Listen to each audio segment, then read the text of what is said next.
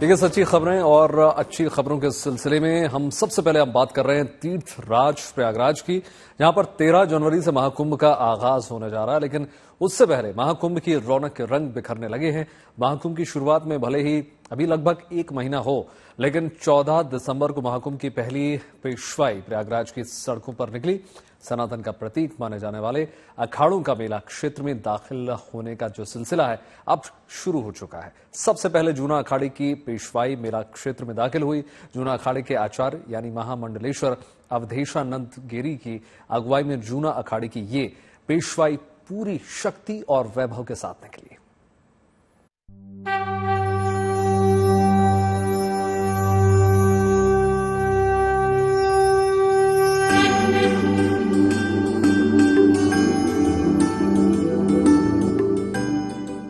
साधु संतों का समागम, संस्कृति और सनातन संस्कार।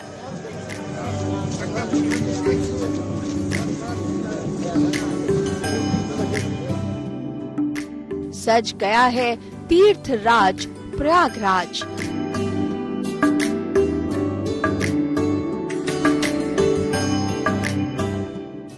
आस्था के कुंभ में सन्यासियों का संसार, जिसकी माया है अपरंपार।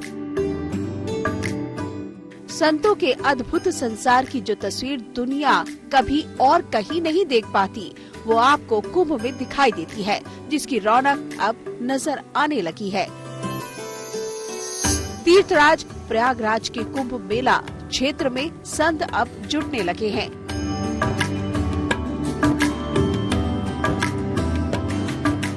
संगम के तट पर आस्था, आध्यात्मिकता और मोक्ष के महापर्व महाकुंभ के रंग बिखरने लगे हैं। गंगा, यमुना और पौराणिक सरस्वती नदी के संगम पर सनातन परंपरा के दर्शन होने लगे हैं। सनातन का प्रतीक माने जाने वाले अखाड़े मेला क्षेत्र में दाखिल हो रहे हैं। 13 जनवरी को महाकुंभ की शुरुआत हो जाएगी, लेकिन उससे पहले जूना अखाड़े की पेशवाई के साथ विश्व के सबसे बड़े मेले कुंभ का आगाज हो गया। आज शुभ अवसर श्री गुरुदेव दत्त भगवान की जयंती है, उनका जन्मोत्सव भी है। और आज प्रयागराज जो कि कुंभ प्रारंभ हो चुका है, कुंभ तो उसी दिन प्रारंभ हो गया था जिस समय संतों ने यहाँ पर नगर प्रवेश किया था। तो आज श्री पंचदशनाम जूना अखाड़े की पेशवाई का अंगाज गूंज रहा है पूरे प्रयागराज में, और पूरी बाजे बाजे के साथ जोरों शोरों से सभी संत यहाँ पर एकत्रित हुए हैं। अभी आगे यहाँ पर जैसे कि हमारा ये श्री पंच परमेश्वर है, चारों मड़ियां यहाँ पर उपस्थित है, यहाँ से पेशवाई का प्रारंभ होगा। और ये जहाँ पर धर्म ध्वजा तल में खड़ी हुई है, पंच छावनी जहाँ पर है, धर्म ध्वजा पताका लहरा रही है, वहां तक यहाँ से पेशवाई वहां प्रस्थान करेगी। फिर उसके उपरांत वहां पर जो भी हमारे भगवान श्री गुरु दत्तात्रेय यहाँ पर विराजमान हैं, वो वहां पर स्थापित होंगे।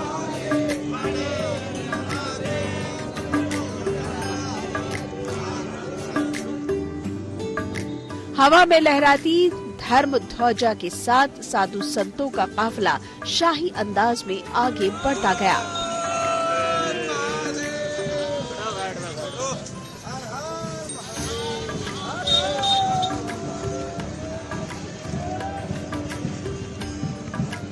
कोई सजे धजे घोड़े पर सवार है तो कोई बग्घी पर सवार, और ढोल नगाड़ों की थाप पर झूमते साधु संत। कुछ इसी अंदाज में जूना अखाड़े की पेशवाई धर्म नगरी प्रयागराज की सड़कों से होकर कुंभ क्षेत्र पहुंची।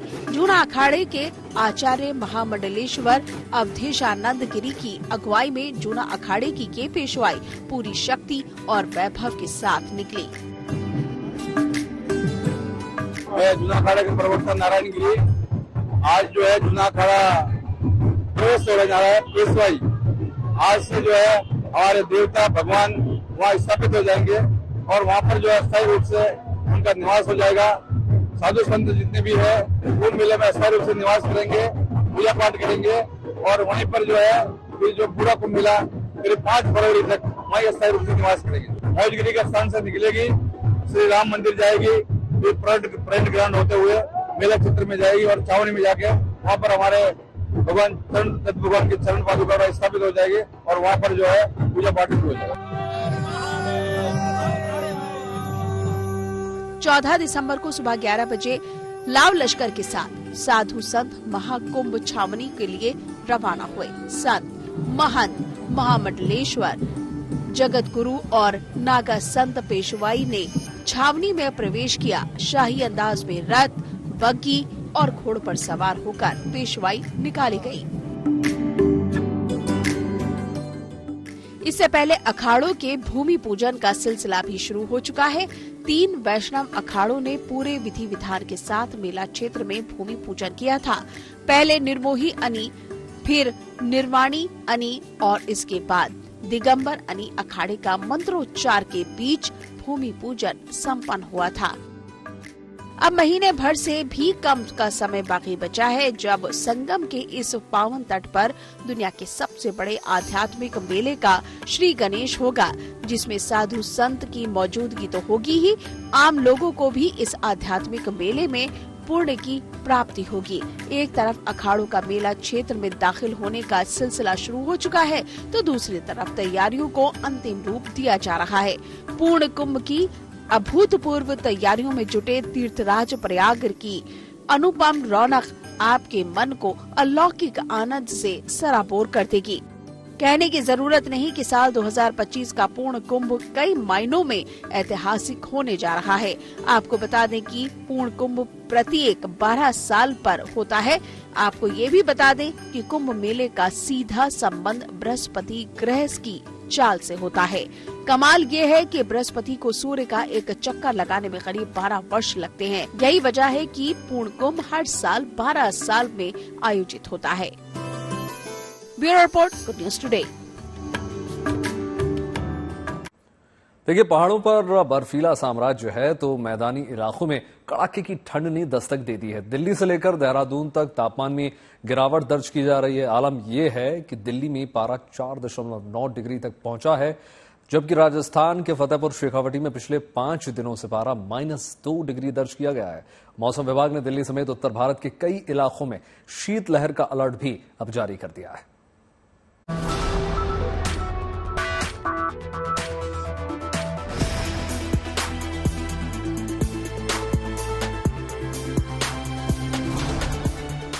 पहाड़ों पर बेधड़क बर्फबारी हो रही है।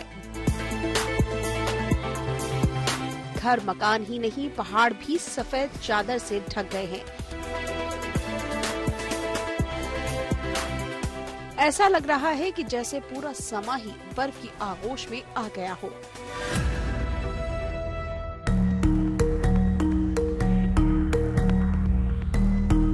सड़कों पर बर्फ, मकानों पर बर्फ, पेड़ पौधों पर बर्फ जमी है। जहां भी नजर जाएगी सिर्फ बर्फ ही नजर आएगी। कश्मीर और हिमाचल प्रदेश से लेकर उत्तराखंड के पहाड़ों पर भी सफेद बर्फ का साम्राज्य स्थापित हो गया है। पहाड़ों पर तस्वीर कुछ ऐसी है तो मैदानी इलाकों का अंदाजा लगाना मुश्किल नहीं। सबसे पहले बात राजधानी दिल्ली की कर लेते हैं, जहां हार्ट कंपा देने वाली सर्दी ने दस्तक दे दी है। दिल्ली में भले ही थोड़ी धूप खिल रही हो, लेकिन सूरज ढलते ही तापमान गिरने लगता है। कानों को चीरती हुई सर्द हवाएं दिल्ली में भी बर्फीला एहसास कराने पर आमादा है। सर्दी का आलम यह है कि दिल्ली में शिमला सा एहसास लोगों को हो रहा है। दिल्ली की सर्दी का अंदाजा मौसम विभाग के इन आंकड़ों से लगाया जा सकता है।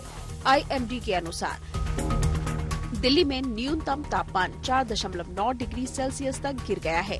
15 दिसंबर की सुबह 8:30 बजे सफदरजंग में न्यूनतम तापमान 4.9 डिग्री रहा, जबकि दिल्ली के पालम इलाके में न्यूनतम तापमान 6.2 डिग्री दर्ज किया गया।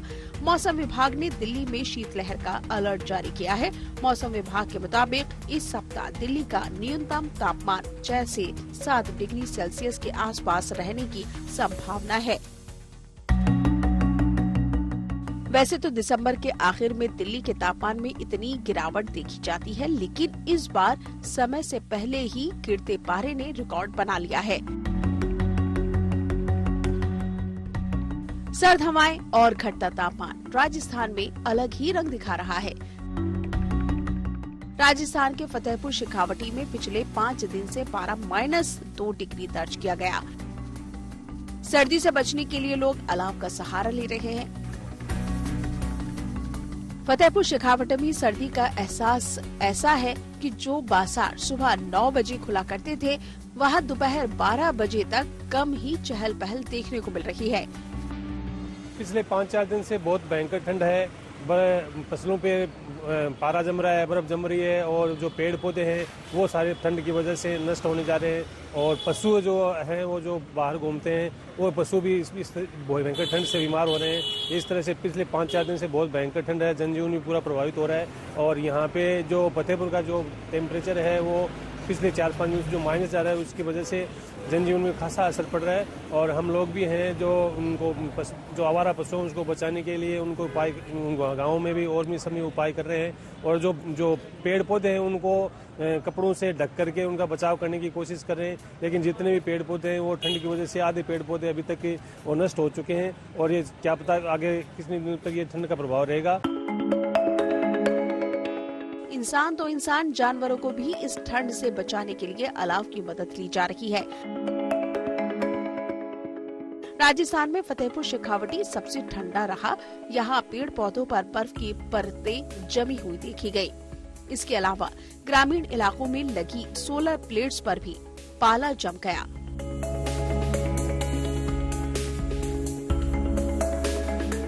उत्तर प्रदेश के कई इलाकों में शीतलहर है। औरैया में इन दिनों जबरदस्त ठंड पड़ रही है। दिन हो या रात, ठंड से बचने के लिए लोग आग का सहारा ले रहे हैं। गिरते हुए पारे ने इंसान तो क्या, पशु पक्षियों और जानवरों की चहल पहल पर भी प्रतिबंध लगा दिया है। मध्य प्रदेश के इंदौर में जूलॉजिकल गार्डन में जू प्रशासन ने सभी जानवरों और पशु पक्षियों के लिए हीटर और गर्म कपड़ों का प्रबंध कर दिया है ताकि सभी बेजुबान ठंड के टॉर्चर से खुद को महफूज रख सके। कि हम लोग जब सर्दी का मौसम शुरू होता है तो उसके पहले से हम लोग तैयारियां कर लेते हैं, लेकिन वो हमारी तैयारियां 10 से 15 डिग्री टेम्परेचर जब डाउन जाता है तो वहाँ तक के लिए होती थी। लेकिन इस बार देखने में आया कि टेम्परेचर काफ़ी डाउन गया है और 8 डिग्री के आसपास टेम्परेचर पहुँच गया। इसलिए हम लोगों को कुछ एक्स्ट्रा एफर्ट्स करना पड़ा है एनिमल्स को कम्फर्ट जोन देने के लिए और विशेष रूप से इसमें जो रेप्टाइल्स रहते हैं उनको हम लोगों को ज़्यादा ध्यान देने की ज़रूरत होती है क्योंकि सबसे ज़्यादा तकलीफ में अगर इस सर्दी के मौसम में आते हैं तो वो हमारे रेप्टाइल्स ही होते हैं, जिसमें सारे हमारे टाटाइज हो गए, टर्टल हो गए, इसके अलावा स्नेक हो गए, इग्वाना हो गए, जितने भी इस तरह के रेप्टाइल्स हैं उनको ज़्यादा हम लोगों को फोकस करना पड़ता है। पहाड़ों पर हुई बर्फबारी का असर अब मैदानी इलाकों में भी दिखने लगा है। दिल्ली से लेकर देहरादून तक ठंड और ठिठुरन है। इस दरमियान लोगों की रफ्तार वाली जिंदगी पर भी ब्रेक सा लग गया है। फतेहपुर शेखावटी से राजीव गुर्जर और औरैया से सूर्य प्रकाश के साथ bureau report, good news today. बात कुछ और खबरों की हो जाए। अब देखिए, आपको दिखाते हैं दिल्ली में एक अनोखे क्रिकेट मैच की तस्वीरें। सत्ता पक्ष और विपक्ष के सांसदों को आपने लोकसभा में और राज्यसभा में एक दूसरे पर जुबानी वार करते हुए तो जरूर देखा होगा, लेकिन आज हम आपको ये दिखाने जा रहे हैं। तस्वीरें देखिए जरा, क्रिकेट पिच पर किस तरह से सत्ताधारी और विपक्षी सांसदों ने एक दूसरे के साथ बाकायदा मिलकर टीबी रोग के खिलाफ बल्लेबाजी और गेंदबाजी की है। सर्दी की गुनगुनी धूप में तमाम सांसद आज क्रिकेट खेलने के लिए जमा हुए हैं।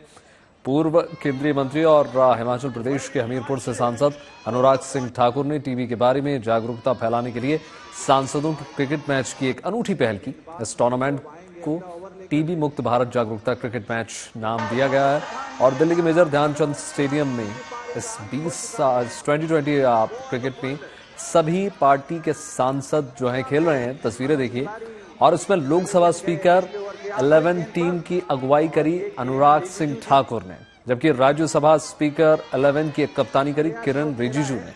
2017 और 2019 में भी इसी तरह के मैच का आयोजन किया गया था और इस साल भी सभी दलों के सांसद टीबी को हराने और देश की जीत सुनिश्चित करने के लिए एक साथ नजर आए। रवि किशन और मनोज तिवारी ने मैच से पहले क्या कहा, पहले ये सुनिए सर। कि फिटनेस तो माशाल्लाह एकदम। नहीं देखिए भाई, मेरे पास कोई चारा भी नहीं है। मेरे पास, सबके पास फैक्ट्री, बिजनेस, धंधा, दुकान, शॉप है। मेरे पास मेरा शरीर है, मैं इसी से पैसे कमाया। मैंने आपने तो सेलिब्रिटी लीग भी खेली है, आज कौन सा शॉट यहाँ पर खेलने वाले हैं? आज हम मनोज तिवारी जी का धुआं धुआं कर देंगे। आज जो हमारे अपोजिट पार्टी में बहुत बड़ी चुनौती दी, मनोज तिवारी जी का धुआं धुआं खेलेंगे। हम इतना उनकर गर्दा उड़ा दे, इन लोगों को भुकनी भुकनी हुई। देखिए गेना कैसे जाई। हालांकि वो लोग सब खिलाड़ी वाड़न, हम एकदम हम अनपढ़ है, हम प्रोफेशनल ना है। तो चल जब मनोज तिवारी के पकड़े ही तो कहा और स्टेट प्लेयर खेलने वाला। तो आज वो आओ तुम खेलो, तो हम आज चल गई ना, सोचा हमके राज्यसभा में भिजवा दिलन, और he is in Lok Sabha, where we are both together in Lok Sabha. So let me see, today is going to be a rivalry come out. एक पार्टी के सांसद एक पिच पर आज विरोधी है, चैलेंज दिया रवि किशन ने। आइए जरा मनोज तिवारी जी को पकड़ते हैं। मनोज भाई कौन सा शॉट खेलेंगे? तो बोल दिए तो गर्दा उड़ेगा आज। अब गर्दा किधर उड़ेगा ये तो समय बताएगा। अरे वो सेलिब्रिटी लीग खेले, प्रोफेशनल बाड़न। मैं अनपढ़ हूँ, सेलिब्रिटी लीग खेला है। आज महादेव का नाम ले, 5 विकेट लेते हैं। आज इनके तो धुआं ये 5 विकेट लिए हैं, कई बार एमपी के मैच को में किए। सब हमारे यहाँ सब दगी कारतूस है, सब प्लेयर वहीं पर। देखा प्लेयर कैसा इनका मैच हुआ। रहे हम भी खेल रहे, अभी इसमें हम फंस जाएंगे। लेकिन आज रवि किशन का धुआं उड़ेगा। नहीं, आज इनका उड़ाई हम धुआं देखिए। बस कुछ मिनट की बारी है, थोड़ी देर में देखते हैं धुआं किसका उड़ता है, कौन उड़ाता है। तो बात करेंगे एक ऐसे गांव की जिसकी तस्वीर और तकदीर आजादी के 78 साल बाद बदलने लगी है। 78 सालों तक इस गांव में ना तो विकास की बयार थी, ना ही किसी सरकारी योजना का लाभ यहां मिल पाता था। लेकिन अब छत्तीसगढ़ सरकार की कोशिशों से ये गांव विकास और उन्नति की ओर लगातार बढ़ चला है। छत्तीसगढ़ के सुकमा के पुवर्ती गांव में आजादी के बाद पहली बार लोगों ने टेलीविजन पर राष्ट्रीय और अंतर्राष्ट्रीय समाचार, धारावाहिक और स्थानीय फिल्में देखी। बच्चों को कार्टून और शैक्षिक कार्यक्रम दिखाए गए, जिसके बाद गांव वालों के चेहरे पर खुशी और उत्साह की लहर थी।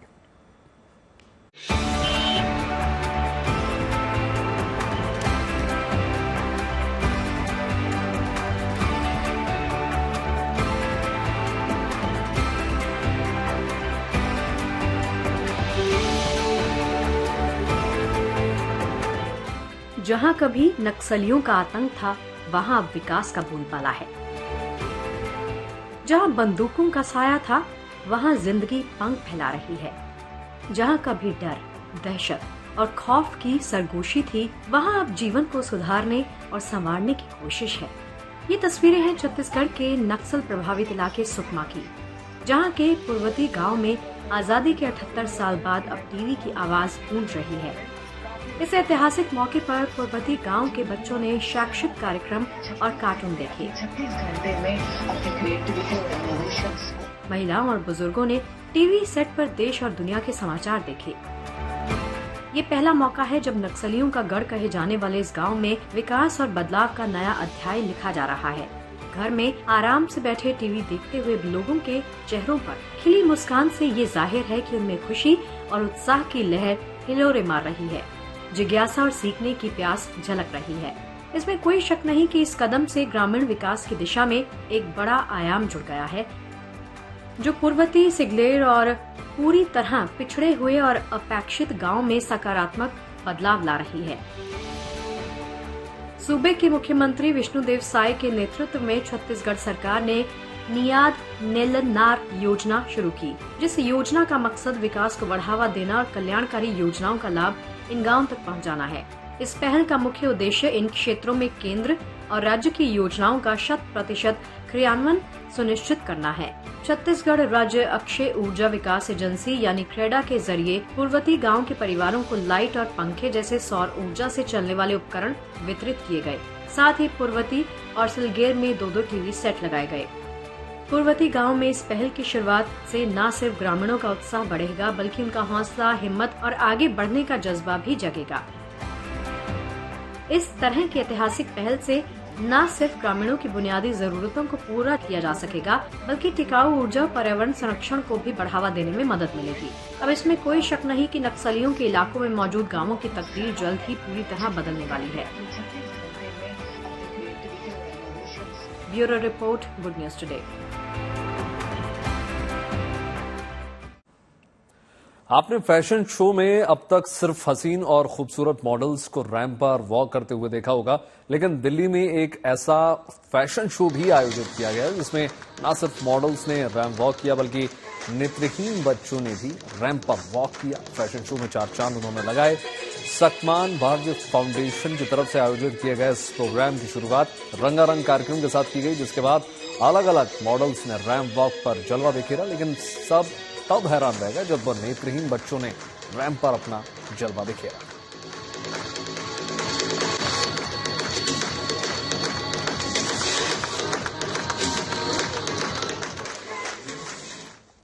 फोकस रहता है। रूबल नागी आर्ट फाउंडेशन जो एक 14 साल पुरानी ऑर्गेनाइजेशन है, आज देश भर में काम कर रही है। मुझे नहीं लगता कोई ऐसा स्टेट है जिसमें हमारी इंटरवेंशन नहीं हुई है।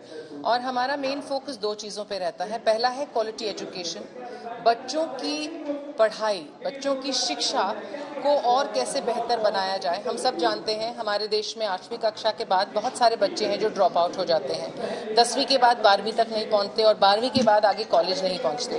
तो हम कैसे वो जो गैप है बच्चों का ड्रॉप आउट होने का, उसको ब्रिज करें। तो आज ऑलमोस्ट 2 मिलियन बच्चे हैं जो हमारी ऑर्गेनाइजेशन के साथ जुड़े हुए हैं, जिन्हें हम स्कूल तक पहुंचाते हैं। दूसरा हमारा फोकस रहता है महिलाओं को सक्षम करना, और मेरा मानना है कि हमारी महिलाएं आत्मनिर्भर तब तक नहीं होंगी जब तक वो फाइनेंशियली इंडिपेंडेंट नहीं होंगी। फिलहाल इस खास कार्यक्रम में इतना ही। देश और दुनिया की तमाम पॉजिटिव खबरों के लिए जुड़े रहिए गुड न्यूज टुडे के साथ। मुझे दीजिए इजाजत। नमस्कार।